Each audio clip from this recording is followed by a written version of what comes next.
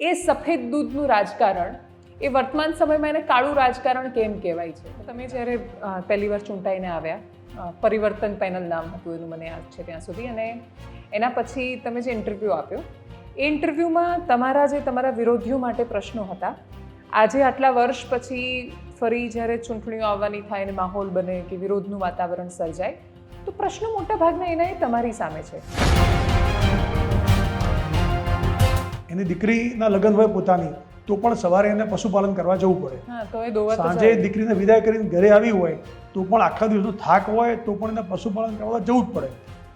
શિયાળાની ઠંડી હોય, ગરમી હોય, ચોમાસામાં વરસાદ વરસતો હોય તો પણ આ કામ કરવું પડે. પણ આ બધું કર્યા પછી પણ જો વર્ષના અંતે એને હિસાબ ના મળે કે એને પૂરું પોષણ ના મળે તો સ્વાભાવિક વાત છે કે આ ધંધામાં કોઈ ના રહે. એટલે સહકાર માટે એવું જ કહેવાય કે રો મટીરિયલમાં અને કોન્ટ્રાક્ટ આપવામાં કમાણી અહીંયા વધારે છે, બાકી આમ સીધી રીતે કોઈ કમાણી નથી. એમાં એક મુદ્દો એવો ઉઠી રહ્યો હતો કે છેલ્લા થોડા મહિનામાં 2400 કરોડ જેટલું નવું દેવું કર્યું દૂધસાગર ડેરીએ. એ શું કામ કરવું પડ્યું?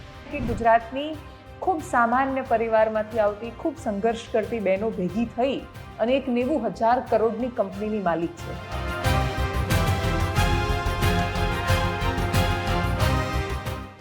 નમસ્કાર. સવારે 6 વાગે દૂધ લઈને ફેરીઓ તમારા ઘર સુધી પહોંચે. 7 વાગે આરામથી તમે દૂધનું પાઉચ ખોલીને તમારી ચા બનાવવાની શરૂઆત કરો. છાપું વાંચતા વાંચતા ચા પીને પોતાના રૂટીનની શરૂઆત કરો. એની પાછળ ગામડાની એવી સ્ત્રીની મહેનત હોય છે જે સવારે 4 વાગે જાગીને પણ પોતાના બધા જ પ્રસંગોને બાજુ પર મૂકીને કોઈ દિવસ પોતાના પશુને એકલી નથી મૂકતી, ખૂબ મહેનત કરે છે. અને એવા અનેક પશુપાલકો પોતાની મહેનતને શ્રદ્ધાથી એક સંસ્થાની સાથે જોડે છે. એ શ્રદ્ધા છે. વિશ્વાસ કરતાં એક ખૂબ મોટો શબ્દ છે, કેમ કે એ પોતાના નેતાઓ પર ભરોસો મૂકે છે કે હું મારું દૂધ અલગ અલગ વેચું એના કરતાં એક સંસ્થાને સોંપું, એ સંસ્થા એનો વહીવટ કરે ને વહીવટ કર્યા પછી કોઈક નફો મારા સુધી પહોંચાડે. નેતાનું લક્ષણ એ છે કે એ ફોર્સી કરી શકે, દૂરનું જોઈ શકે, એક દીર્ઘદ્રષ્ટા હોય. 1946માં જે ત્રિભુવનદાસ પટેલ કરી શક્યા, 60ના દાયકામાં મહેસાણામાં જે કામ માનસીભાઈ ચૌધરીએ શરૂ કર્યું ને પછી એ પરંપરા મોતીભાઈ ચૌધરી સુધી પહોંચી. હું જે જગ્યા પર છું એ જગ્યા પર મને પરંપરાની જવાબદારીનો અહેસાસ વધારે થઈ રહ્યો છે, કેમ કે જેના શાસકો, જેના પૂર્વજો ખૂબ ઈમાનદાર રહ્યા હોય, જે પૂર્વજોએ એવી સંસ્થાનું નિર્માણ કર્યું હોય જેણે ખરેખર એક જિલ્લાની તસવીર બદલી નાખી હોય, અને એવા ખૂબ બધા પૂર્વજોએ ભેગા થઈને આ રાજ્યની ઓળખ બદલી નાખી હોય. આપણે કલ્પના નથી કરી શકતા કે અમૂલ ન હોત, સહકારી ક્રાંતિ ન થઈ હોત તો કદાચ ગુજરાતનું ભવિષ્ય, ગુજરાતના ગામડાનું ભવિષ્ય શું હોત. ગુજરાતનું ગામડું જે રીતે સદ્ધર છે એની પાછળ સહકારી ક્રાંતિનું બહુ જ મોટું યોગદાન છે. આજે જ્યારે સહકાર ક્ષેત્રની વાત કરીએ છીએ ત્યારે એ રાજનીતિને શું કામ શંકાથી જોવામાં આવે છે? એ કયા પરિબળો છે કે એ રાજનીતિને ત્રિભુવનદાસ પટેલની રાજનીતિથી, મોતીભાઈ ચૌધરીની રાજનીતિથી કે પછી માનસીભાઈથી કે પછી ગલબા કાકાની રાજનીતિથી અલગ પાડે છે? આ રાજકારણને વિસ્તારથી સમજીશું, દૂધસાગર વિશે સમજીશું, અમૂલ વિશે સમજીશું. મારી સાથે અશોકભાઈ ચૌધરી છે, અને અશોકભાઈની ઓળખાણ હવે માત્ર દૂધસાગર પૂરતી સીમિત નથી. GCMMFના ચેરમેન, ખૂબ સ્વાગત છે આપનું. જી બેન, આપનો ખૂબ ખૂબ આભાર. અને મને પ્રસ્તાવનાની સાથે પહેલો જ પ્રશ્ન એ છે કે જ્યારે પરંપરા તમારી માથા પર માનસી ચૌધરીની કે મોતીભાઈ ચૌધરીની જોડાઈ ગઈ હોય, એ સફેદ દૂધનું રાજકારણ એ વર્તમાન સમયમાં એને કાળું રાજકારણ કેમ કહેવાય છે? તમને એવું લાગે છે? કેમ કે જો આ સેવાનું માધ્યમ છે, અહીંયા એટલું બધું કશું ખાસ કમાઈ લેવાનું નથી, કરોડોના આંકડા ભલે દેખાય છે પણ ઘરે લઈ જવા માટે કરોડોના આંકડા નથી હોતા, એટલો બધો ફાયદો નથી હોતો, તો પછી સેવા કરવા માટે આટલી પડાપડી કેમ છે? બેન, ડેરીઓની વાત કરીએ તો વર્ષો પહેલાં જે વ્યવસ્થા ગુજરાતમાં ત્રિભુવનદાસ પટેલને જે શરૂઆત કરી, 1946ની અંદર અમૂલની સ્થાપના થઈ, એના પછી 1960ની અંદર અમારી દૂધસાગર ડેરીની સ્થાપના થઈ, અને જે પ્રમાણે એનું કામ ચાલ્યું અને એના કારણે જે ગુજરાતમાં સમૃદ્ધિ આવી છે. આપણે જોઈ શકીએ છીએ કે વરસાદ ખૂબ ઓછો હોય, વિસ્તારમાં શિક્ષણ ન હોય, આટલા ઉદ્યોગ ધંધા પણ વર્ષો પહેલાં નહોતા, અને એકલા ખેતી ઉપર જીવન ગુજારવું ખૂબ કઠિન હોય. ત્યારે એવા સંજોગોમાં ખેતી અને પશુપાલન બંને પૂરક બને અને બંનેનો સમન્વય થાય તો એના કારણે આજે ગામડા ટકી રહ્યા છે, અને એના કારણે ગામડામાં સમૃદ્ધિ આવી. આજે તો દૂધસાગર ડેરીની વાત કરીએ તો મારા કાર્યક્ષેત્રમાં 2.5 જિલ્લા આવે છે. 2.5 જિલ્લામાંથી લોકો શહેરો તરફ ગયા છે, વિદેશોમાં પણ ગયા છે, એમના બાળકોના ભણાવીને ખૂબ આગળ વધ્યા છે બધા. પણ એ બધાની અંદર સાચા અર્થમાં કામધેનુ તરીકે દૂધસાગર ડેરીએ કામ કર્યું છે. દૂધસાગર ડેરીએ ખરેખર એક દેવી તરીકે આ બધા પરિવારોને પોષવાનું કામ કર્યું છે. ત્યારે આજના સમયમાં પણ એટલી જ જરૂર મને આજે દેખાય છે. એટલા માટે કે હજુ પણ ગામડાઓમાં જ્યારે જઈએ આપણે ત્યારે જોતા હોઈએ છીએ કે હજુ પણ ઘણા પરિવારોને આ ડેરીની ખૂબ જરૂર છે. અને આજે એક જ ધંધો એવો છે કે જે ગામમાં ઘરે બેઠા રોજગારી આપે છે. તમે બેન કલ્પના કરો કે ગામડાની અંદર કોઈ વિધવા બહેન હોય, એને 2 બાળકો છે, એને જીવન પસાર કરવું છે, બાળકોને ભણાવવા છે, તો એ 2 કે 3 ગાય ભેંસ રાખશે તો એના દ્વારા ગામની મંડળીમાં દૂધ ભરાવશે, મંડળીમાંથી દૂધ ડેરીમાં આવશે, ડેરીની પ્રોડક્ટ બનાવી અને મિલ્ક માર્કેટિંગ ફેડરેશનના માધ્યમથી આખા દેશમાં વેચશે. અને એમાંથી જ્યારે રૂપિયો ફરતો ફરતો ગામડામાં બેન પાસે જશે તો 10 દિવસે એને પગાર મળી જાય, એમાંથી એના પરિવારનું ગુજરાન કરી શકે, એના બાળકોને ભણાવી શકે અને એક ગૌરવપૂર્ણ જીવન જીવી શકે. એ રીતની વ્યવસ્થા આપણા વડીલોએ આપણને આપી છે. ત્યારે આ વ્યવસ્થા મજબૂત બનાવવાનું કામ આપણું બધાનું સહિયારું કામ છે. અને બધા જ આગેવાનો વિચારશે એવું કે આ વ્યવસ્થા જે આપણને મળી છે એને આપણા સમયગાળામાં કેટલી મજબૂત કરી આપણે, અથવા તો એને કેટલી આગળ લઈ ગયા, તો એ જીવનનો સાચા અર્થમાં સંતોષ ગણાશે. એટલે અત્યારે જે રીતે આની અંદર આવવા માટે પડાપડી જે લોકો કરી રહ્યા છે એ સેવાના માધ્યમથી આવવું હોય તો બધા માટે આવકારદાયક છે. પણ આ એક સેવાનું ક્ષેત્ર છે અને સેવાના ક્ષેત્રની અંદર 100% સમર્પણ ભાવથી કામ કરશું તો ભગવાન પણ મદદ કરતો હોય છે. મેં છેલ્લા 4.5 વર્ષમાં દૂધસાગર ડેરીમાં પ્રત્યક્ષ જોયું છે કે સમર્પણ ભાવથી કામ કરીએ તો ભગવાન પણ મદદ કરતો હોય છે. વચ્ચે કોરોના મહામારી આવીને ગઈ, માર્કેટમાં ખૂબ મંદી હતી, બજારો બંધ હતા, આપણે જાણીએ છીએ. છતાં પણ એક પણ દિવસ દૂધસાગર ડેરીએ કે ગુજરાતની બધી ડેરીઓએ દૂધ લેવાનું બંધ નથી કર્યું. અને એના કારણે ગામડા ટકી રહ્યા, ગામડાની અંદર રોજગારી ચાલુ રહી.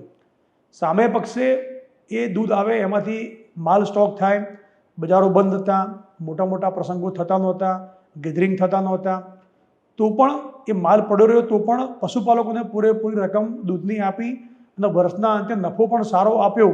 એનું જો કોઈ મુખ્ય કારણ હોય તો હું એવું માનું છું કે સમર્પણ ભાવથી 100% પ્રામાણિકતાથી કામ કર્યું હોય તો ભગવાન પણ મદદ કરતો હોય છે અને મદદ આપણને દેખાતી હોય છે. એટલે આ પ્રમાણે કામ અમે કરી રહ્યા છીએ. તમે જ્યારે પહેલી વાર ચૂંટાઈને આવ્યા, પરિવર્તન પેનલ નામ હતું એનું મને યાદ છે ત્યાં સુધી, અને એના પછી તમે જે ઇન્ટરવ્યૂ આપ્યો એ ઇન્ટરવ્યૂમાં તમારા વિરોધીઓ માટે પ્રશ્નો હતા. આજે આટલા વર્ષ પછી ફરી જ્યારે ચૂંટણીઓ આવવાની થાય અને માહોલ બને કે વિરોધનું વાતાવરણ સર્જાય તો પ્રશ્નો મોટા ભાગના એના એ તમારી સામે છે, તો એ ફરક શું પડ્યો એમાં? બેન, હું એ જ કહેવા માગું છું કે 4.5 વર્ષ પહેલાં મેં ચૂંટાઈને આવ્યા એ વખતની જે ડેરીની સ્થિતિ હતી એ આખા ગુજરાતની અંદર અને આખા 2.5 જિલ્લામાં પશુપાલકો ખૂબ સારી રીતે જાણે છે. દૂધસાગર ડેરી ગુજરાતના અન્ય રાજ્યો જે સંઘો છે એના પ્રમાણમાં દૂધના ભાવ આપી શકતી નહોતી. આખા રાજ્યની અંદર દૂધ સંઘો દૂધ એકત્ર કરે અને એમાંથી જે પ્રોડક્ટ બને એ પ્રોડક્ટને એક જ ભાવે વેચવાનું કામ મિલ્ક માર્કેટિંગ ફેડરેશન કરે છે. તો પછી મહેસાણા ડેરી શું કરવા ઓછા ભાવ દૂધના આપતી હતી, ખરીદ ભાવ? એ પ્રશ્નને લઈને આંદોલન શરૂ થયેલું હતું. અને આજે અમે ગૌરવપૂર્વક કહી શકીએ છીએ કે 4.5 વર્ષના અંતે ગુજરાતની ડેરીઓ જે પણ ભાવ આપે છે એટલા જ ભાવ મહેસાણા ડેરી આપતી છેલ્લા 3 વર્ષથી બની ગઈ છે.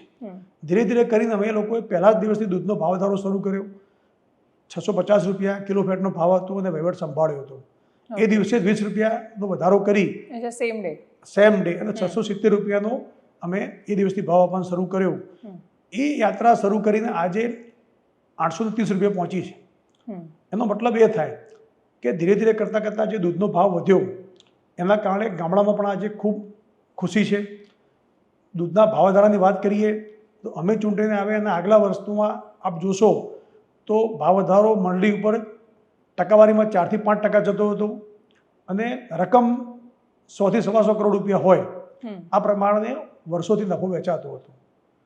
પણ અમારા ચૂંટાઈને આવ્યા પછી મેં કહ્યું પ્રમાણે વહીવટમાં પારદર્શિતા આવી, વહીવટમાં કરકસર ઊભી થઈ અને 100% સમર્પણ ભાવથી જે વડીલો આ વ્યવસ્થા મૂકીને ગયા છે એ વ્યવસ્થાને મજબૂત કરવી હતી. એટલા માટે આખા નિયામક મંડળે નક્કી કર્યું કે દૂધસાગરમાં પરિવર્તન પેનલના નામથી ચૂંટીને આવ્યા છીએ તો પરિવર્તન ગામડાની બેન સુધી પહોંચવું જોઈએ. એ બેનને એવું લાગવું જોઈએ કે મેં જેને વિશ્વાસ મૂકીને ચૂંટીને મોકલ્યા છે એ મારી ચિંતા કરી રહ્યા છે. અને એટલા જ માટે દૂધના ભાવધારાની વાત કરીએ કે દૂધના ભાવની વાત કરીએ, એ બંનેમાં ખૂબ મોટું પરિવર્તન થયું. આજે 650થી લઈને 830 રૂપિયા સુધી પહોંચ્યા દૂધના ભાવ કિલો ફેટે. અને દૂધનો ભાવધારો મેં જે કહ્યું પ્રમાણે પહેલાં 3-4% મળતો હતો, રકમ 100 થી 125 કરોડ રૂપિયા હતી. એ પહેલા જ વર્ષે 321 કરોડ રૂપિયા વધારો જાહેર કર્યો જ્યારે, તો એ રકમ લગભગ 14% જેટલી થતી હતી. બીજા વર્ષે જ્યારે સાધારણ સભા મળી અને ભાવ વધારો જાહેર થયો 375 કરોડ રૂપિયા. ત્રીજા વર્ષે સાધારણ સભા મળી અને હિસાબો રજૂ કર્યા તો એ રકમ હતી 402 કરોડ રૂપિયા. હમણાં ગયા મહિના સાધારણ સભા મળી ઓગસ્ટ મહિનામાં, તો ગયા વર્ષનું જે નાણાકીય વર્ષ પૂરું થયું એનો ભાવ વધારો અમારા નિયામક મંડળે જાહેર કર્યો 437 કરોડ રૂપિયા. 437 કરોડ રૂપિયા ભાવ વધારો મળ્યો તો તમે કલ્પના કરો કે આ પરિવર્તન કહેવાય. 4.5 વર્ષ પહેલાં જે ભાવ વધારો દૂધનો 100 થી 125 કરોડ મળતો હતો, એમાંથી લઈને આજે 437 કરોડે પહોંચ્યા. તો જે 4%નો ભાવ વધારો હતો એ આજે મહત્તમ મંડળીઓને 15% સુધી ભાવ વધારો મળ્યો છે. તો આ પરિવર્તન થયું એના કારણે ગામડામાં પણ ખૂબ મોટી ખુશી છે. આજે લોકો પશુપાલન તરફ પાછા વળ્યા છે. તો આના દ્વારા એ સાબિત થાય કે જે અમે બોલ્યા હતા એ અમે પરિપૂર્ણ કરીને બતાવ્યું છે. બાકીની ડેરીઓની સરખામણી કરીએ, કેમ કે દૂધસાગરનો બહુ જ ભવ્ય ઇતિહાસ રહ્યો છે. તમારા પડોશમાં જ્યારે બનાસ ડેરી શરૂ થઈ તો એ અહીંયાની છત્રછાયા અને સહયોગથી શરૂ થઈ હતી. એટલી બધી મદદ થઈ અને પછી આખું બનાસમાં એ વાતાવરણ બની શક્યું. એની સરખામણીએ જ્યારે દૂધસાગરને જોવામાં આવે છે તો એવું કહેવાય છે કે પાછળ રહી ગઈ આ ડેરી. એવું શું કામ થયું? અને ભાવ શું તમે બાકીની ડેરીની સરખામણી આપી શકો છો પશુપાલકને? બેન, હું એ જ વાત કરવા માગું છું કે 2011 સુધી દૂધસાગર ડેરી ગુજરાતમાં પ્રથમ નંબરે હતી. આની અંદર બીજું કોઈ લોજિક છે જ નહીં. દૂધનો સારો ભાવ આપીએ, વર્ષના અંતે સારો ભાવ વધારો આપીએ, અને જે બીજી ફેસિલિટી આપવાની હોય, વેટરનરી સર્વિસ હોય, બીજી સેવાઓ હોય, આ બધી સારા પ્રમાણમાં આપીએ તો પશુપાલન 100% વધતું હોય છે. 2011માં અમારો પ્રથમ નંબર હતો અને 2013 આવતા હતા અમે લોકો બીજા નંબરે આવી ડેરી અમારી. 2014-15માં ત્રીજા નંબરે આવી અને 2017માં લગભગ અમે ચોથા નંબરે આવ્યા. તો આ જે ગાળો હતો એ ગાળામાં મેં કહ્યું પ્રમાણે દૂધના ભાવ નહોતા મળતા, વર્ષના અંતે વધારો નહોતો મળતો, ડેરીમાં જે શ્રદ્ધા પશુપાલકોને હતી એ ધીમે ધીમે શ્રદ્ધા ડગમગવા લાગી હતી. એના કારણે લોકો આ ધંધામાંથી બહાર જવા લાગ્યા હતા. જ્યારે આખું વર્ષ આ કામ કરે પશુપાલનનું, સવારે 4 વાગે ઉઠીને બહેનો મહેનત કરતી હોય, આ ધંધાની અંદર કોઈ દિવસ રજા ના હોય, એની દીકરીના લગ્ન હોય પોતાની તો પણ સવારે એને પશુપાલન કરવા જવું પડે, સાંજે દીકરીને વિદાય કરીને ઘરે આવી હોય તો પણ આખા દિવસનો થાક હોય તો પણ એને પશુપાલન કરવા જવું જ પડે. શિયાળાની ઠંડી હોય, ગરમી હોય, ચોમાસામાં વરસાદ વરસતો હોય તો પણ આ કામ કરવું પડે. અને આ બધું કર્યા પછી પણ જો વર્ષના અંતે એને હિસાબ ના મળે કે એને પૂરું પોષણ ના મળે તો સ્વાભાવિક વાત છે કે આ ધંધામાં કોઈ ના રહે. એટલા માટે ધીરે ધીરે લોકો આમાંથી બહાર જવા લાગ્યા હતા. પણ સદનસીબે પશુપાલકો 2020ની અંદર સમજ્યા કે ખરેખર પરિવર્તન કરવાની જરૂર છે, પરિવર્તન કરીશું તો સારા પરિણામ આવી શકતા હોય છે. અને એટલા જ માટે 2020માં અમારી પેનલને પશુપાલકોએ આશીર્વાદ આપ્યા, અમને વિજેતા બનાવ્યા. અને એના પછી મેં કહ્યું પ્રમાણે ફરીથી પાછી યાત્રા શરૂ થઈ. જે આજે દૂધના ભાવ રાજ્યની અન્ય ડેરીઓ જે આપે છે એ એટલા જ ભાવ અમે આપવા લાગ્યા. વર્ષના અંતે વધારો પણ જે એવરેજ રકમ દરેકની અલગ અલગ હોઈ શકે, કારણ કે ટર્નઓવરના આધારે હોય, પણ જે પર્સન્ટેજ છે એ સરખાવવા જોઈએ. તો પર્સન્ટેજ બધાના એવરેજ 14-15-16% એવરેજ હોય બધાની, તો એ પર્સન્ટેજ અમે આપવા લાગ્યા. એના કારણે આજે ફરીથી પશુપાલન તરફ લોકો ફરીથી વળવા લાગ્યા છે અને ફરીથી લોકોનો પશુપાલનમાં રસ પડવા લાગ્યો છે. તો આ એક આખી યાત્રા છે કે 2010થી લઈને 2017 સુધીમાં પશુપાલન ઘટ્યું, દૂધ ઉત્પાદન ઘટ્યું. એનું મૂળ કારણ એ હતું કે દૂધના ભાવ નહોતા મળતા, દૂધનો ભાવ વધારો વર્ષના અંતે નહોતો મળતો, એના કારણે લોકો વિમુખ થયા હતા. પણ 2020 પછી લોકોને આ ફરીથી આશા જાગી છે. તો આજે અમે વિશ્વાસપૂર્વક કહી શકીએ છીએ કે દૂધ પણ વધ્યું છે, અમારો વેપાર પણ વધ્યો છે, અમારું ટર્નઓવર પણ વધ્યું છે. 2020ની અંદર જ્યારે મેં સત્તા સંભાળી એ વર્ષનું ટર્નઓવર 4,800 કરોડ હતું. ગયા વર્ષે 31 માર્ચે વર્ષ પૂરું થયું તો અમારું ટર્નઓવર 8,500 કરોડે પહોંચ્યું. એનો મતલબ એમ થાય કે આટલો બધો ટર્નઓવરમાં ગ્રોથ થયો હોય તો એનો લાભ પણ સ્વાભાવિક છે કે પશુપાલકને મળવો જોઈએ, તો એ નફા સ્વરૂપે મળ્યો જ છે. તો આ એક સક્સેસ સ્ટોરી છે. પણ એવું શું કામ થયું કે જે સક્સેસ સ્ટોરીના સાથીદારો હતા, જે સાથે ચાલ્યા, આ બધી પત્રિકાઓ હું જોઈ રહી હતી તો એમાં તો એમનાય ફોટો છે, બધી મિટિંગને બાકીની બધું જાહેરાતો થઈ રહી છે, ત્યારે અચાનક જ શું એવું થયું કે આટલા બધા વિવાદમાં આવી ગઈ ડેરી? બેન એ હવે એમનો પોતાનો મામલો છે, એમને કોઈ કારણ હશે. બાકી હું સામાન્ય પશુપાલકને પણ સાધારણ સભામાં કહેતો હોઉં છું અને આપના માધ્યમથી પણ જણાવવા માગું છું કે દૂધસાગર ડેરી ઉપર કોઈને પણ કોઈ સંશય થાય, સામાન્ય પશુપાલક એ દૂધ 2 લીટર ભરાવતો હોય કે રોજનું 100 લીટર ભરાવતો હોય, સામાન્ય પશુપાલક પણ એના પ્રશ્નનો જવાબ પૂછવા માટે દૂધસાગર ડેરીમાં આવી શકે છે અને એને શંકાનું સમાધાન કરવાની જવાબદારી ચેરમેન તરીકે મારી છે. એટલે એને એમ લાગે કે મેં જેને વહીવટ સોંપ્યો છે એ વહીવટની અંદર કોઈ જગ્યાએ ગરબડ દેખાય છે તો એને આવવાનો 100% અધિકાર છે અને એને સંતોષ કરીને અહીંથી જાય એ પ્રમાણે બધા જ ફાઇલો કાગળો બધું બતાવવાની જવાબદારી મારી છે. અમે નિયામક મંડળે પહેલા દિવસ નક્કી કર્યું હતું કે વહીવટમાં પારદર્શિતા લાવવી છે. એટલા માટે પરચેજ પોલિસી જે આખી અમારી છે એ અમે એકદમ ટ્રાન્સપરન્ટ બનાવી છે. અમારે ત્યાં રિવર્સ ઓક્શન ચાલે છે.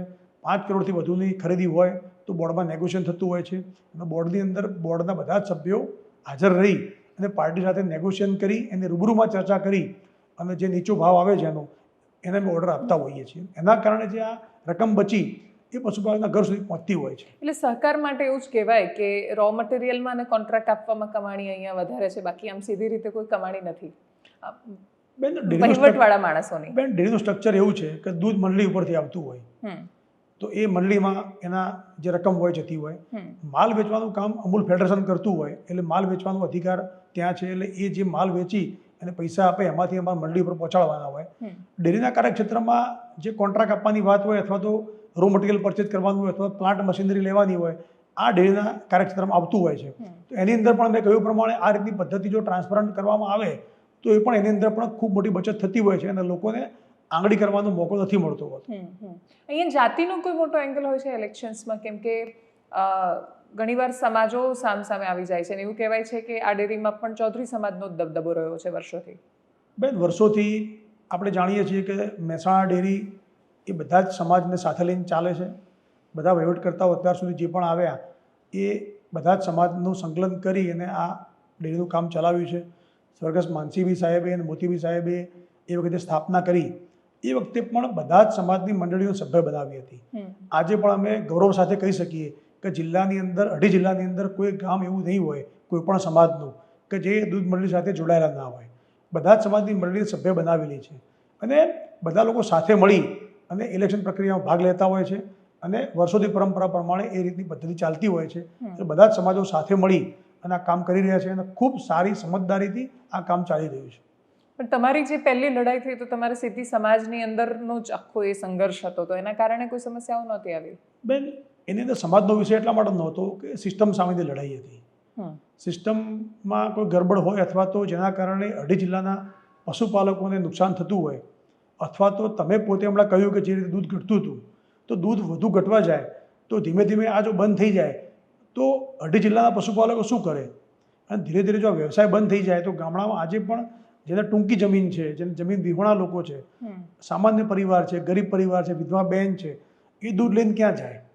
આ વાતની વેદનામાંથી અમે લોકોએ આ લડતની શરૂઆત કરેલી અને ધીરે ધીરે કરતાં કરતાં અમે લોકો એની અંદર લોકો જોડાતા ગયા અને પછી તો ખૂબ મોટી અમારી યાત્રા લાંબી ચાલી અને બધા પશુપાલકો ખૂબ આશીર્વાદ આપ્યા અને એના કારણે પરિવર્તન શક્ય બન્યું. પરિવર્તન કર્યા પછી હું આજે વિશ્વાસપૂર્વક આપને કહી શકું છું કે આપ અમારા 2.5 જિલ્લાના કોઈપણ ગામડામાં જઈ અને ડેરીનો જે કાર્ય વિસ્તાર છે 2.5 જિલ્લામાં કોઈપણ સમાજનું ગામ હોય, કોઈપણ પશુપાલક હોય, ચાહે પશુપાલક નાનો હોય કે મોટો હોય, એ પસંદ તમારે કરવાનું, ગામ પણ તમારે પસંદ કરવાનું, સમાજ પણ તમારે પસંદ કરવાનો.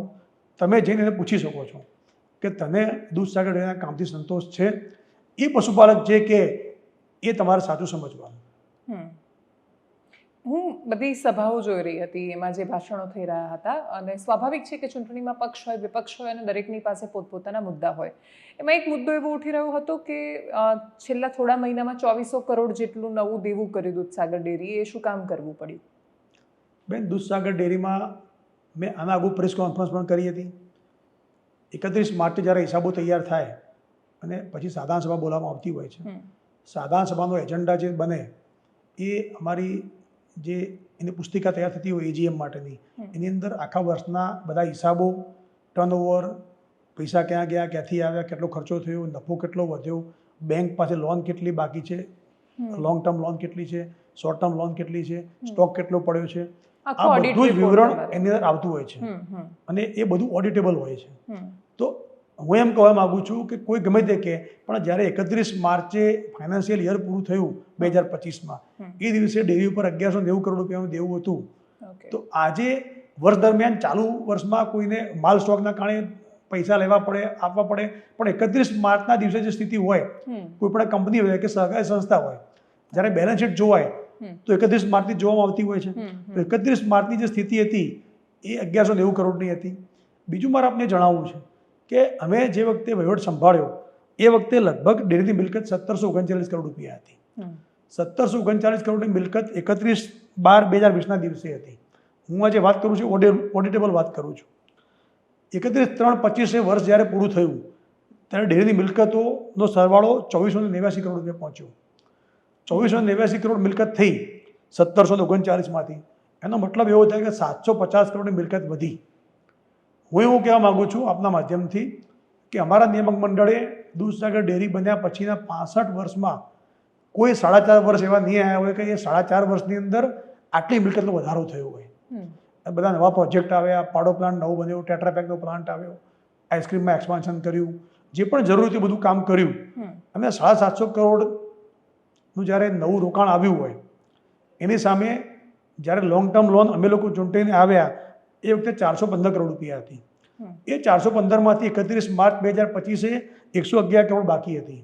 એનો મતલબ એવું થાય કે અમે 304 કરોડ રૂપિયા લોન ભરી, જૂની લોન અમારા નિયામક મંડળે. હમ. તો 304 કરોડની લોન પણ ભરી, એટલે વ્યાજ સિવાય મૂડી એટલી ભરી. વ્યાજ મૂડી બંને મળી, વ્યાજ અલગ ભર્યું એટલે 304 કરોડ રૂપિયા તો મૂડી જ ભરી અમે. ઓહો. એના કારણે 111 કરોડ બાકી છે આજે. હમ. એ પણ બેલેન્સ શીટમાં છે. હમ હમ હમ તો બેન અમારું એવું કહેવું છે કે 750 કરોડની મિલકત તમે નવી વસાવો છો, હમ. 304 કરોડની લોન તમે ભરો છો, તો એ આટલું કર્યા પછી પણ મેં કહ્યું પ્રમાણે 750 કરોડની મિલકત નવી વસાવી હોય, 304 કરોડ જૂના ભર્યા હોય, એટલે 1000 કરોડની હા આસપાસનો 1054 કરોડ રૂપિયા થયા.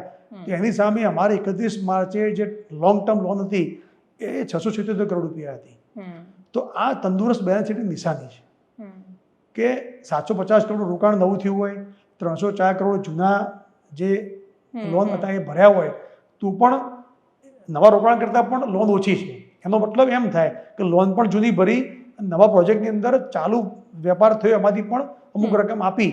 એના કારણે 750ની સામે 677 કરોડ જ બાકી રહ્યા. હમ બીજી બાબત મારે આપને ધ્યાન દોરવું છે કે 2021માં જે અમે ચૂંટીને આવ્યા એ વખતે જે માલ સ્ટોક હતો એ 757 કરોડનો હતો અને એ જે શોર્ટ ટર્મ લોન હતી એ 577 કરોડની હતી.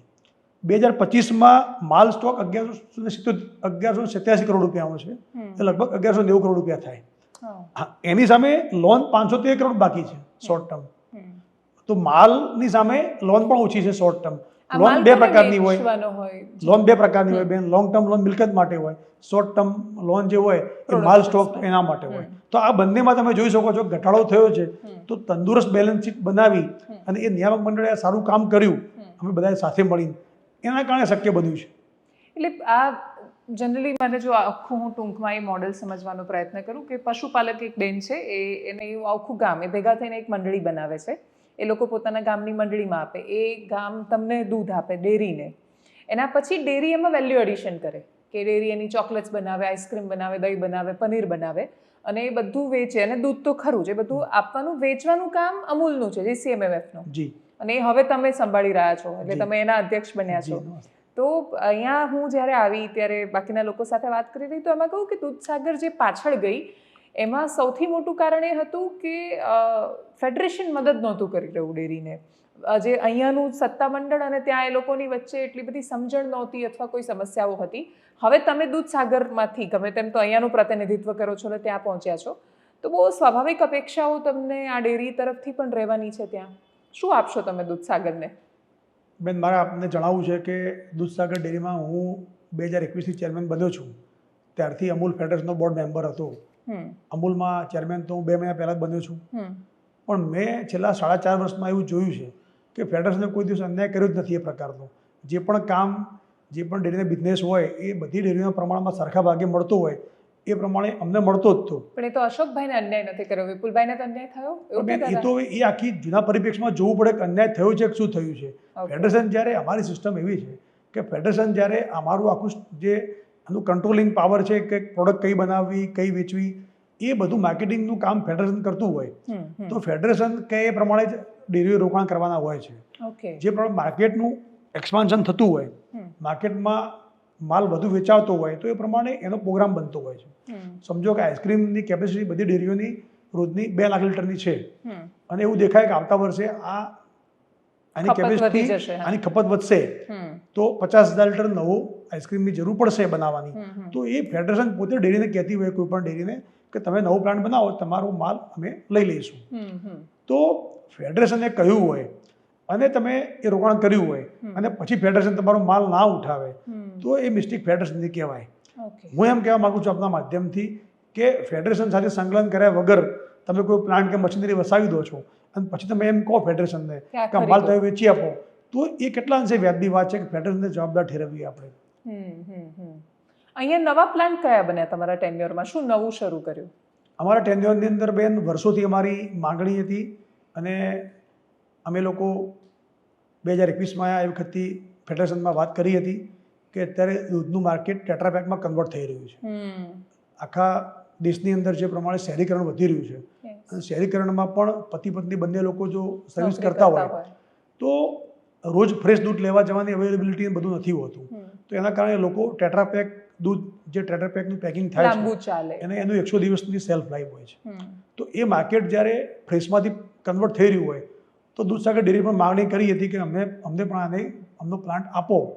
તો ફેડરેશને અમને પણ એનો પ્લાન્ટની મંજૂરી આપી અને અમે લગભગ 100 કરોડના ખર્ચે એની 3 લાઈન લગાવી છે અને એ અહીંથી આખા દેશની અંદર બીજી ડેરીઓ પેક કરે જ છે.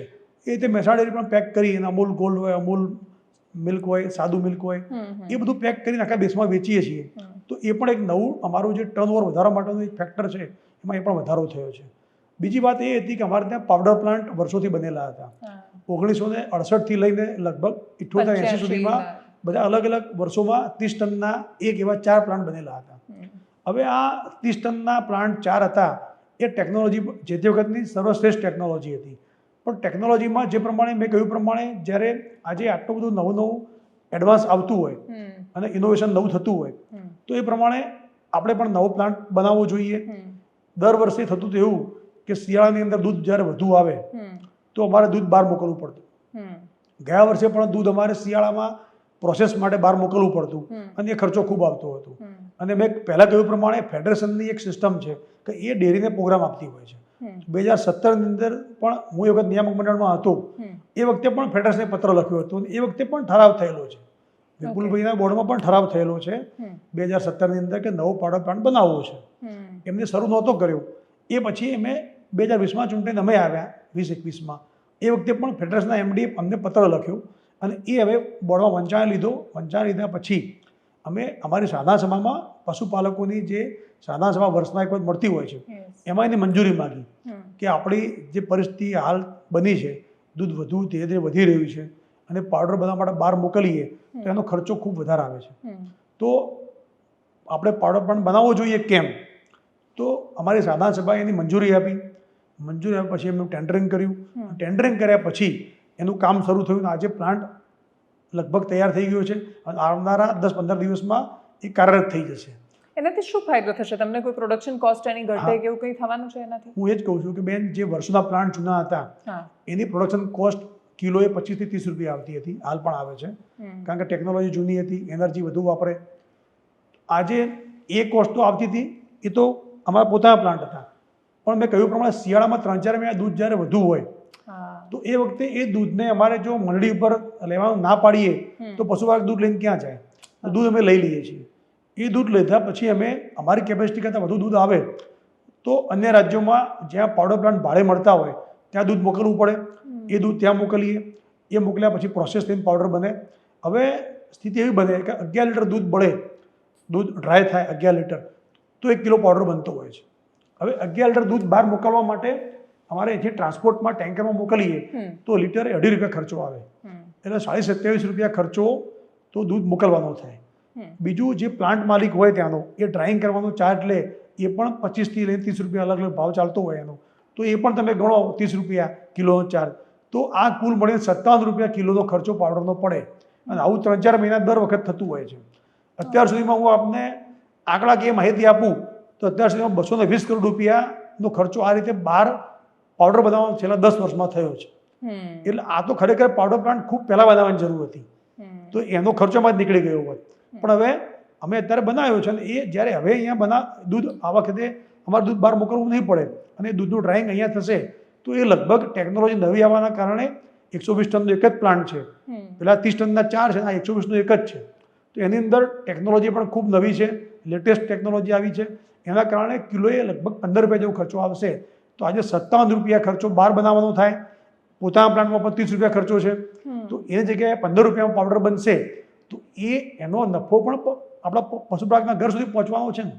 તો એ પણ એક ડેરીની એક નવી એસેટ ઊભી થઈ છે. દૂધસાગરની આમ બ્રાન્ડેડ પ્રોડક્ટ તમને કઈ લાગે? દરેક ડેરી કંઈક ને કંઈક રિપ્રેઝન્ટ કરે છે. દૂધસાગર માટે શું બહુ જ? દૂધસાગરનો બેન એવું છે કે અમારો જે પાવડર છે, મિલ્ક પાવડર, એ અને ઘી, આ બંને સાગર ઘી એની ખૂબ મોટી નામના છે. અને એનો જજ કોઈને જતું હોય તો અમારા પશુપાલકોને જાય છે. અમારા પશુપાલકો જે મહેસાણી ભેંસ છે એનું સંવર્ધન સારી રીતે કરી અને દૂધ ડેરીમાં આપે છે, એના કારણે પાવડરની ક્વોલિટી એ રીતની વધારે સારી, અને ઘીમાં પણ જે સોડમ હોય છે એ પ્રકારની, એના કારણે વર્ષોથી સાગર પાવડર અને સાગર ઘી આ બંનેમાં દૂધસાગરનું ખૂબ મોટું નામ છે. તો હવે અમૂલની જર્ની અને દૂધસાગરને લગતા એ પ્રશ્નને તમે જ્યારે પાછળ ફરીને જુઓ છો, 5 વર્ષ પહેલાં તમે જે વિચારીને આવ્યા ત્યાં સુધીમાં સહકારનું રાજકારણ એટલે સફેદ દૂધનું રાજકારણ કાળું થઈ ગયું હતું. એટલે કે 2020માં બધું બહુ જ સફેદ હતું ને અચાનક કાળું થયું, એ પ્રકારની સ્થિતિ પણ નથી. એની વચ્ચે તમે જે રીતે 5 વર્ષ પોતાના નિભાવ્યા અને એના પછી હવે અમૂલમાં છો, તમને સંતોષ છે અંગત રીતે? તમને બેન, મેં કહ્યું પ્રમાણે સંતોષ એ બાબતનો છે કે દૂધસાગરનો આત્મા એ પશુપાલક બહેનો છે, અને પશુપાલક બહેનોના મોઢા ઉપર હાસ્ય હોય ત્યારે આપણને એક કામનો સંતોષ દેખાતો હોય છે. જ્યારે ગામડાઓમાં જઈએ અને બહેનો જે પ્રેમ આપે છે, એ બેનને એમ લાગે છે કે મારી ચિંતા કરવાવાળા લોકો મહેસાણા બેઠા છે ડેરીમાં, અને એને જે વિશ્વાસ છે એ જ અમારી મોટી તાકાત છે. અને દેશના પ્રધાનમંત્રી નરેન્દ્રભાઈ મોદી સાહેબ હોય, આપણા ગૃહ અને સહકાર મંત્રી અમિતભાઈ શાહ સાહેબ હોય, આ આપણા જે વડીલો છે, આગેવાનો છે, એ પણ જે પ્રમાણે સહકારની ચિંતા કરી રહ્યા છે કે સહકારી માળખું વ્યવસ્થિત બને, સહકારી માળખું હજુ પણ મજબૂત બને, એના માટે નવા ઇનિશિયેટિવ લીધા છે એમને. અને એના દ્વારા જે પણ નવા આયામો ઉમેર્યા છે, એના કારણે સહકારી પ્રવૃત્તિમાં પારદર્શિતા પણ વધી છે, કરકસર પણ ઊભી થવાની છે. એના કારણે લાભ આખા દેશમાં થઈ રહ્યો છે. અને એ મેં કહ્યું પ્રમાણે સંતોષ એ બાબતનો છે કે જ્યારે 4.5 વર્ષ પાછળ જોઈએ છીએ તો એમ થાય કે લોકોને એમ થતું હતું કે ડેરીનો શું થશે, ડેરી ચાલશે કેમ. એની જગ્યાએ આજે ગામડાનો સામાન્ય માણસ પણ એમ કે મારી ડેરી બરાબર ચાલે છે. બેન એમ કે જે બેનને ખરેખર કોઈ જગ્યાએ બેન એનો અભ્યાસ પણ હોય તો પણ એવું કહીએ કે મને ભાવ સારો મળે છે, દૂધનો ભાવદારો પણ સારો મળે છે, અને અમારી ડેરી જે લોકો ચલાવે છે એ લોકો બધા સારા માણસો છે, અમને સંતોષ છે એનાથી. તો એનાથી મોટું સુખ શું હોય બીજું આપણા માટે? એવરેજ કેટલું કમાય છે બેનો? બેન, એ તો એમાં એવું છે કે દૂધ એ એનો પોતાની કેટલી ગાય ભેંસ રાખે છે, હા, એ બહુ ઓબ્જેક્ટિવ છે, પણ ઓબ્જેક્ટિવ છે. પણ છતાં પણ હું એવું માનું કે એ 2-3 ગાય ભેંસ રાખે તો એ વર્ષે 2 લાખ રૂપિયા શાંતિથી કમાઈ શકે. અચ્છા, બધા ખર્ચા કાઢીને. એ પ્રમાણેનું અત્યારે વાતાવરણ બન્યું છે. ઓકે. કોઈ મોટા દૂધ ઉત્પાદકો ખરા મહેસાણા જિલ્લામાં કે જેના ઉદાહરણ હોય, જેને ભાવ ફેર મળે તો લાખો રૂપિયા જેના અકાઉન્ટમાં જતા હોય? બિલકુલ. અમારે ત્યાં એવા પશુપાલકો પણ છે કે જે 1 વીઘા જમીનની અંદર પણ વર્ષે 1 કરોડ દૂધ ભરાવે છે. 1 વીઘા જમીન ધરાવતા હોય અને એ પણ 1 કરોડ દૂધ ભરાવતા હોય. અચ્છા, વીઘા જમીનની અંદર પણ 1 કરોડ દૂધ ભરાવતા હોય એવા બેન પણ છે અમારે ત્યાં. માણસા તાલુકાનું બાપુપુરા ગામ છે, ત્યાં રાજીબેન છે, પશુપાલક છે, જાગૃત પશુપાલક. એ પોતે 1 વીઘા જમીન ધરાવે છે, છતાં પણ વર્ષે 1 કરોડ દૂધ ભરાવે છે. બીજી બાજુ એવા પણ મોડલ છે અમારે ત્યાં જ્યાં જમીન ખૂબ મોટી હોય, 10 વીઘા, 15 વીઘા, 20 વીઘા, એ પણ કરોડનું ભરાવતા હોય. તો આ પણ એક સ્કિલ છે, બે મોટા સ્કિલ છે કે આવું પણ ડિફરન્ટ જોવા મળે છે. અને એના કારણે ખૂબ મોટું એ લોકોનો સંતોષ પણ છે. એ લોકો હિંમતથી ખંતથી કામ કરે છે.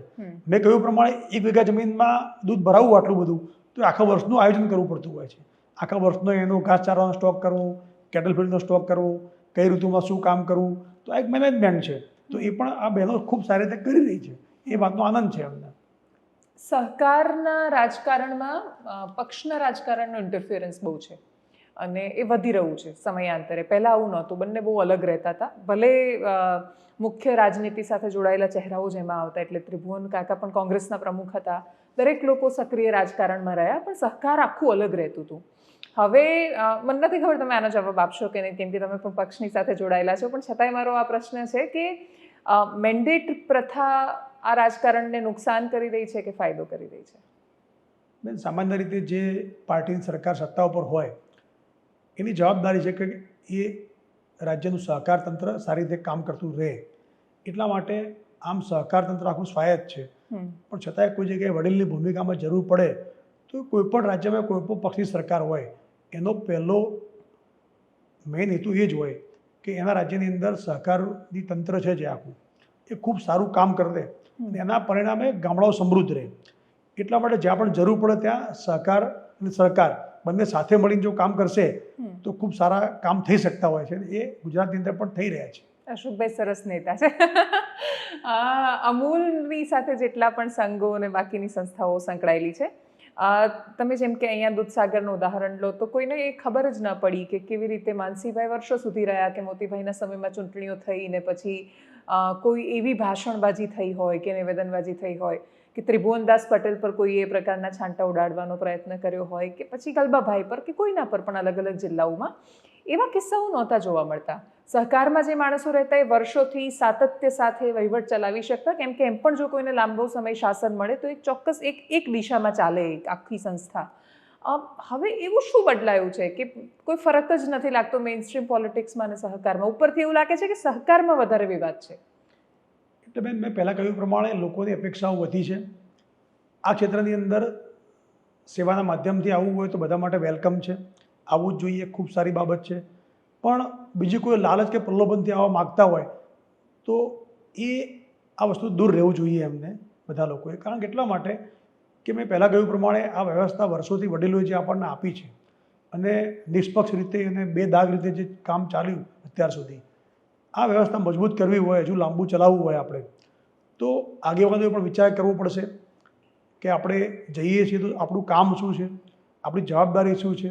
અને પશુપાલકે જ્યારે વિશ્વાસ મૂકીને આપણે ચૂંટ્યા હોય તો એ સામાન્ય ડિરેક્ટર હોય અથવા તો ચેરમેન હોય, એની પણ જવાબદારી છે કે એનું જે જવાબદારી પશુપાલકે મૂકી છે એના ઉપર એ પૂરેપૂરી એમાં 100% એ એના પર પાર પાડે અને એને 5 વર્ષના અંતે પણ એમ ના થાય એના મતદારને કે મેં ખોટા માણસને ચૂંટીને મોકલ્યો હતો.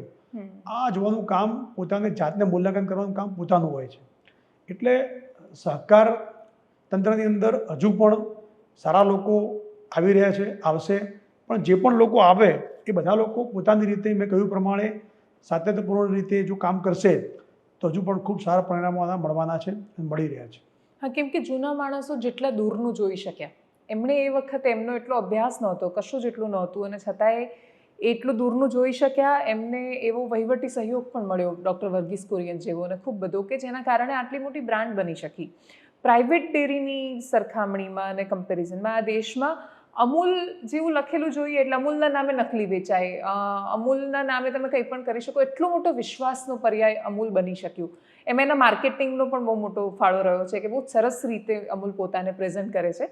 તો અમૂલનું તમે ભવિષ્ય જ્યારે જોઈ રહ્યા છો ત્યાં રહીને, અમૂલ એવું શું કરી રહ્યું છે કે આજે પણ આટલું જ રેલેવન્ટ છે અને આટલા વર્ષોથી સતત ચાલેલી આ તો આટલી મોટી કોઈ બ્રાન્ડ સ્ટડી કદાચ આ દેશમાં બીજી કોઈ નથી?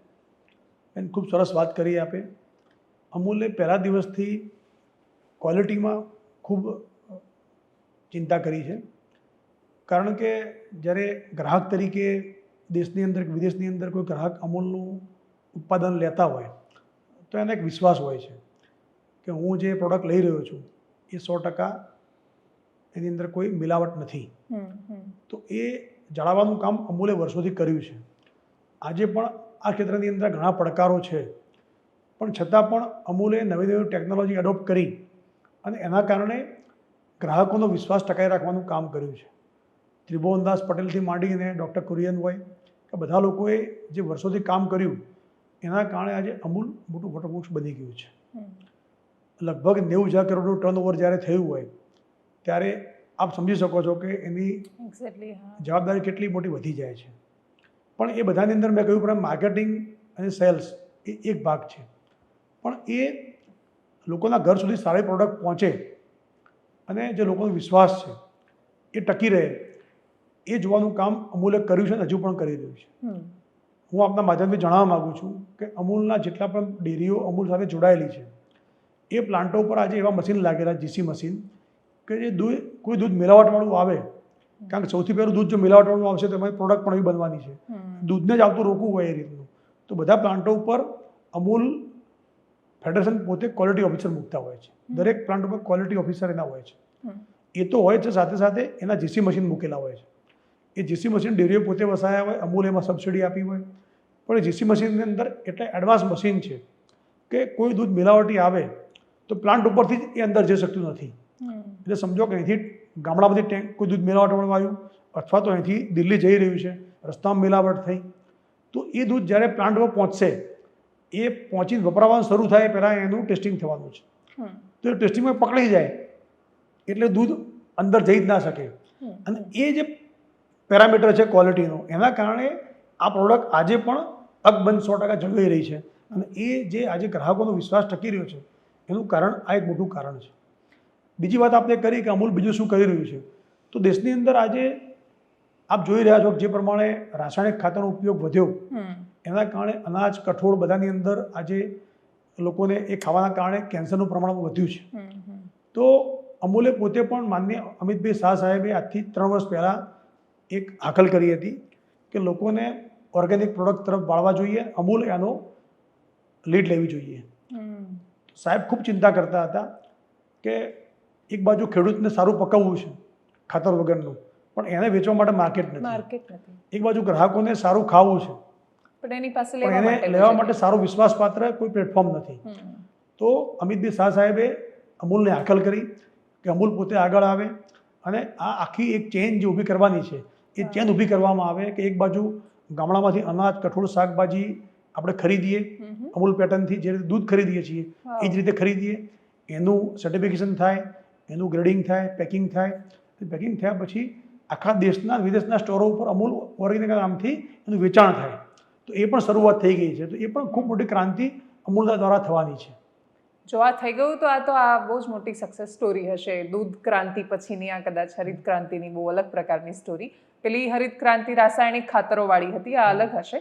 આખું જ્યારે આપણે ઓલ ઓવર એનું પોલિટિક્સ સમજીએ છીએ તો રાજકારણમાં પણ મૂલ્યોનો હાસ થયો. એનું કારણ એ છે કે સમાજમાં પણ મૂલ્યોનો ખાસો બધો હાસ થયો છે. એટલે પહેલાંનો પશુપાલક એવું નહોતો વિચારતો કે હું યુરિયાવાળું દૂધ બનાવી દઉં કે પછી હું પાણી રેડીને દૂધ વેચી દઉં. હવે સમાજમાં પણ એ બહુ મોટો પડકાર છે. એવા સમયમાં સંઘો પર તો પ્રેશર હોય છે કે જો દૂધ નહીં ખરીદે કોઈ મંડળીનું અથવા એક ટેન્કરને નહીં ચલાવી લે તો એને વોટ નથી મળવાનો. તો વોટ માટે કોમ્પ્રોમાઇઝ થાય તો એ દૂધ સામાન્ય ગ્રાહક સુધી ન પહોંચે એની શું ગેરંટી? મેં કહ્યું ને એ પ્રમાણે અમૂલના જે પેરામીટર્સ છે એ ખૂબ હાઈ છે. દરેક ડેરી ઉપર, દરેક પ્લાન્ટ ઉપર અમૂલ ફેડરેશનના પોતાના ક્વોલિટી ઓફિસર હોય છે. એટલે અને આપે જે કહ્યું ને કે એવું દૂધ નહીં સ્વીકારે તો વોટ નહીં મળે, એ પ્રમાણેનું કામ કોઈ જગ્યાએ થતું જ નથી. બધા જ આગેવાનો, કોઈ પણ ડેરીના ચેરમેન હોય કે ડેરીનું નિયામક મંડળ હોય, એ બધા મિલાવટવાળું દૂધ હોય, મિલાવટવાળું કે ભેળસેળવાળું, એમાં બધા જ લોકો કડક હાથે કામ કરી રહ્યા છે. એટલા માટે મેં કહ્યું પ્રમાણે કે ગ્રાહકોનો વિશ્વાસ ટકી રહે એ ખૂબ મહત્વનું છે. પણ ડેરી સુધી તો આવતું હશે, ડેરી સુધી આવે એ મંડળી સુધી જ અટકી જાય એ પ્રમાણે વ્યવસ્થા ગોઠવેલી છે. અને મેં કહ્યું પ્રમાણે કે એવા લોકો પણ ગામડાની અંદર ખૂબ ઓછા છે. પશુપાલક એ પોતે જે સાચો પશુપાલક છે એ તો આ ભગવાનનું કામ માને છે, એવું સમજે છે કે હું મારા બાળકને ના ખવડાવી શકું તો હું બજારમાં કેવી રીતના કોઈ આપી શકું. પણ આવા લાલચુ લોકો જે એની ટકાવારી પણ ખૂબ ઓછી છે. ગામમાં કદાચ કોઈ ગામમાં ના પણ હોય તો એકાદ માણસ હોય, એવા લોકો આવું કરતા હોય છે. પણ એ પણ પકડી અને મંડળી, ગામની જે મંડળી છે એને દંડ કરતી હોય છે અને એનો સભાસદ તરીકે દૂર કરતી હોય છે. એટલે મંડળીઓ પણ ખૂબ જાગૃત થઈ છે અને ત્યાંથી કદાચ દૂધ ડેરીમાં આવી પણ જાય તો ડેરીમાં તો પાછું જીસી મશીનના માધ્યમથી ચેકિંગ થાય એટલે દૂધ અંદર આવવાનું જ નથી. એના કારણે આ આજે પ્રોડક્ટ પકડાઈ રહી છે. આ એક પેટર્ન જે આખા ગુજરાતના સહકાર રાજકારણમાં જોવા મળે છે, મુખ્ય ધારાના રાજકારણમાં પણ એ સમસ્યા છે, પણ સહકારનો તો આત્મા બહેનો છે. પશુપાલક બહેનો છે. એટલે તમે કોઈ પણ જિલ્લામાં જાઓ, મુખ્યત્વે એમાં મહેનત કરનાર, શ્રમ કરનાર, મજૂરી કરનાર, પોતાનું બધું જ કોમ્પ્રોમાઇઝ કરનાર બહેનો છે. પણ એક પણ સંઘમાં એના એક્ટિવ પોલિટિક્સમાં બહેનો નથી સહકારના. એવું કેમ છે?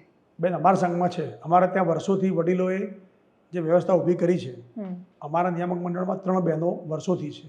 અચ્છા. અને 3 બહેનો ચૂંટાઈને આવે છે. અમારા ગેટમાં વાઇસ ચેરમેન પણ બેન હતા. ઓકે. એટલે અમારા ત્યાં તો વર્ષોથી વ્યવસ્થા છે ને ધીમે ધીમે બહેનો પણ એક્ટિવ થઈ રહી છે. અમારા તો જે બાયલોઝ બનાવ્યા હતા વડીલોએ, એની અંદર 3 બહેનોને ફરજિયાત પ્રતિનિધિત્વ આપેલું છે. એટલે બહેનો અમારા ત્યાં અમારા બોર્ડના સભ્ય તરીકે હોય છે. અને ગુજરાતના બધા સંઘો પણ ધીરે ધીરે હવે જ્યાં બાકી છે ત્યાં પણ લોકો જોડાઈ રહ્યા છે. એટલે બહેનો પણ એક્ટિવ થઈ રહી છે એની અંદર. ઓકે. અમૂલ અને દૂધસાગર, મેં તમને જે પેલું કહ્યું ને મોસાળમાં મા પીરસનારી જેવી સ્થિતિ થશે, તો એમાં તમારા દૂધસાગર માટેનું હવેનું વિઝન શું છે? શું કરવા માંગો છો નવું? બેન, પહેલાં તો અમૂલના ચેરમેન તરીકેની જવાબદારી મળી છે, તો મારી જવાબદારી વધી જાય છે કે મારે હવે બધા 18 સંઘોનું બાયસ નથી રાખવાનું, મારે ધ્યાન રાખવાનું. અને કોઈને અન્યાય ના થાય, કોઈને એવું લાગે નહીં કે કોઈને બિઝનેસ વધુ મળી રહ્યો, કોઈને ઓછું મળી રહ્યો છે, એ જોવાનું કામ પણ મારું છે. ત્યારે બધા સંઘો એક સાથે આગળ વધે, બધા સંઘો તંદુરસ્તી સ્પર્ધાથી જ કામ કરે અને બધા સંઘો એના મિલશેડ એરિયામાં એના ગ્રાહકને સારા ભાવ આપી શકે, એના માધ્યમથી પશુપાલન ધમધમતું રહે, એ જોવાનું કામ પણ અમૂલના ચેરમેન તરીકે મારું છે. સાથે સાથે મેં કહ્યું પ્રમાણે જ્યારે આજે 90,000 કરોડનું ટર્નઓવર થયું છે, તો આવનારા વર્ષોમાં એ ટર્નઓવરનો વધારો થાય, એનું વેચાણ છે એમાં વધારો થાય, અને જ્યાં માર્કેટમાં ગેપ છે આજે પણ ત્યાં એ બધી જગ્યાએ માર્કેટમાં અમૂલ પહોંચે અને દેશ વિદેશમાં બધી જગ્યાએ પહોંચી અને અમૂલના માર્કેટિંગના માધ્યમથી આજે આખા દેશના ખેડૂતોને જે ફાયદો થઈ રહ્યો છે, એ પણ આજે તમે સમજો કે ફેડરેશનની જે ગ્રુપ ડેરીઓ છે એમાંથી લગભગ 10 ડેરીઓ આજે દેશના 20 રાજ્યોમાં કામ કરે છે. તો ત્યાં પણ અમૂલ પેટર્નના માધ્યમથી જ અમે દૂધ લઈએ છીએ. અને હમણાં આજથી લગભગ 2 મહિના પહેલાં જ્યારે સરદાર વલ્લભભાઈ પટેલની 150મી જન્મજયંતિ ચાલી રહી છે, તો આદરણીય અમિતભાઈ શાહ સાહેબે Sardar Patel milk multi state ફેડરેશનની સ્થાપના કરી છે. એ ફેડરેશન આખા દેશની અંદર દૂધ સંપાદનનું કામ અમૂલના માધ્યમથી કરી, અમૂલ પેટર્નથી. અને એની અંદર પણ એટલા માટે કર્યું છે કે આપણે ગુજરાત સહકારી કાયદા સાથે જોડાયેલા છીએ.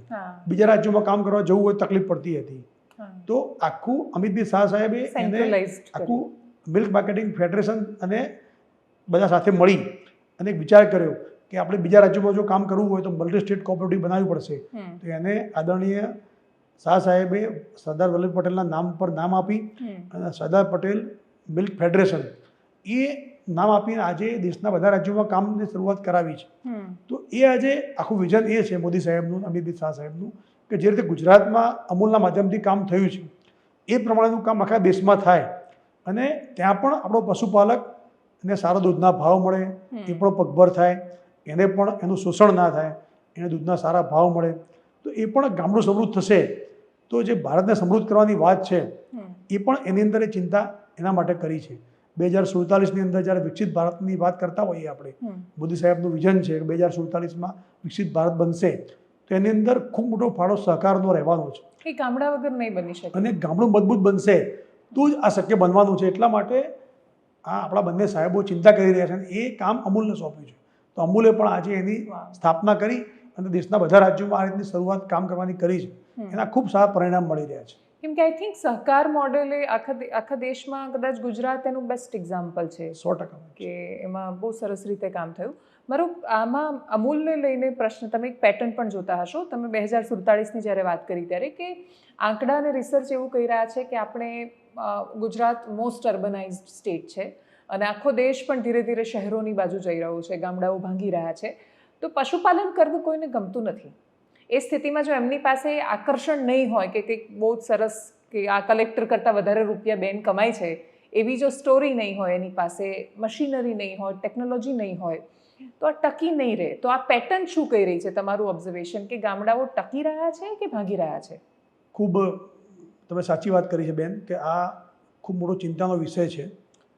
કારણ કે લોકો શહેરોમાં રહેવા જાય અથવા તો ઘરમાં નોકરી આવી જાય એકાદ બે લોકોને, તો પણ લોકો પશુપાલનથી દૂર જતા રહેતા હોય છે. એટલા જ માટે ડેરીઓ ગુજરાતની જે પણ છે અમૂલ સાથે જોડાયેલી, એ બધી ડેરીઓએ આના માટે કામ કરવાની શરૂઆત કરી છે. આ આખું જે પશુપાલનનું કામકાજ છે એને કોમર્શિયલ ફાર્મિંગ તરીકે જો આપણે એનું સ્વરૂપ બદલીશું તો યુવાનો પણ આ કામ કરતા થાય. અને જે રીતે લોકો 1-2 ગાય ભેંસ ઘરે રાખતા હતા એની જગ્યાએ લોકો કોમર્શિયલ ફાર્મિંગ કરી અને આખો એને બિઝનેસ તરીકે સ્વીકારે એ દિશામાં કામ કરવાની શરૂઆત ગુજરાતની ડેરીઓએ કરી છે. અને યુવાનો આની અંદર આગળ આવીને કામ પણ કરી રહ્યા છે. તો એ જ્યારે આજે શહેરમાં રહેવા જવું એક ફેશન બની ગઈ છે. તો શહેરમાં રહેવા જવું એ ખોટી વાત નથી, પણ હું ઘણી જગ્યાએ કહેતો હોઉં છું કે શહેરમાં રહેવા જઈને પણ આ કામ થઈ શકે એવું છે. શહેરમાં ગયા પછી તમે તમારી ફેક્ટરી ઉપર કે નોકરી જતા હોય તો એ પ્રમાણે તમે ગામડામાં સ્કૂટર કે ગાડી લઈને આવો અને તમારું જે ફાર્મ હોય કેટલ ફાર્મ એનો તમે નિભાવ કરી શકો તો એ તમને તમારા શહેરમાં રહેવા જવું છે એ પણ તમારું સોલ્યુશન થઈ જાય અને તમારી રોજગારી પણ ચાલુ રહે. અને આ હું એવું માનું છું કે આ ધંધો એવો છે કે કોઈ પણ ધંધાની અંદર કોઈ પણ પ્રોડક્શન તમે કરો તો માલ વેચવાની જવાબદારી સૌથી મોટી હોય છે. માર્કેટ ક્યાં છે?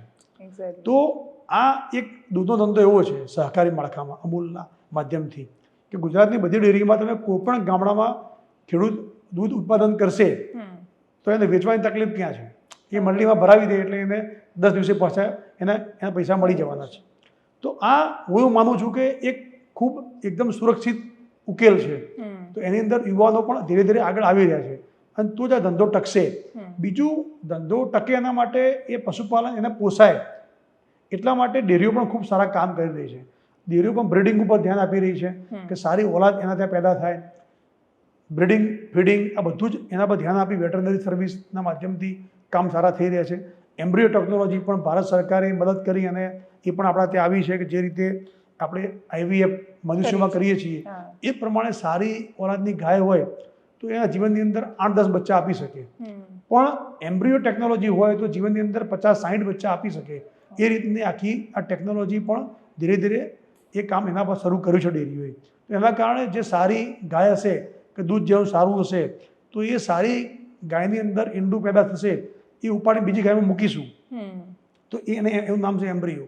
તો એ એમ્બ્રિયો કરવાથી એ જે એના ગર્ભમાં જે ઈંડું મૂકીશું તો પેલી જે ગાય હતી એ જ પ્રકારની ગાય ત્યાં પેદા થશે તો એ સારી ઉત્તમ ઓલાદ આવશે તો દૂધ પણ સારું આપશે, એની તંદુરસ્તી પણ સારી હશે.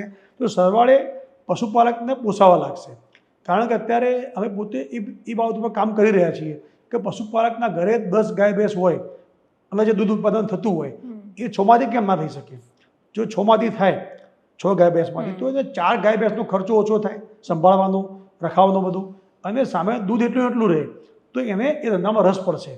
એટલે આ પ્રકારના અલગ અલગ બધા કામ ડેરીઓ ખૂબ સારા કરી રહી છે. દૂધસાગર ડેરી પણ એમાં કામ કરી રહી છે અને તો જ આ આખો ધંધો જે છે પશુપાલનનો એ ટકશે અને લોકો વાયબલ પણ થશે. એટલે એ પ્રમાણેનું કામ પણ ખૂબ સરસ થઈ રહ્યું છે. એક્ઝેક્ટલી. અને આની જરૂરિયાત ખાલી પશુપાલકને નથી, સામાન્ય માણસને પણ છે. કેમ કે જેટલું દૂધ ને મીઠાઈ ને ચીઝ ને બટર ને ઘી બધું ખવાય છે એટલું પ્રોડક્શન દેશમાં નથી થતું. એટલે ખૂબ બધું નકલી ખાવું પડે છે શહેરના માણસો. એટલે જે પેલા શોખથી શહેરમાં જાય છે ખરા, પણ ત્યાં જઈને ખાવા માટે તો છેલ્લે ગામડું જોઈએ છે, નિભાવવા માટે ગામડું જોઈએ છે. એટલે એ સમયની માંગ છે. પણ બેન એનો પણ ઉકેલ છે.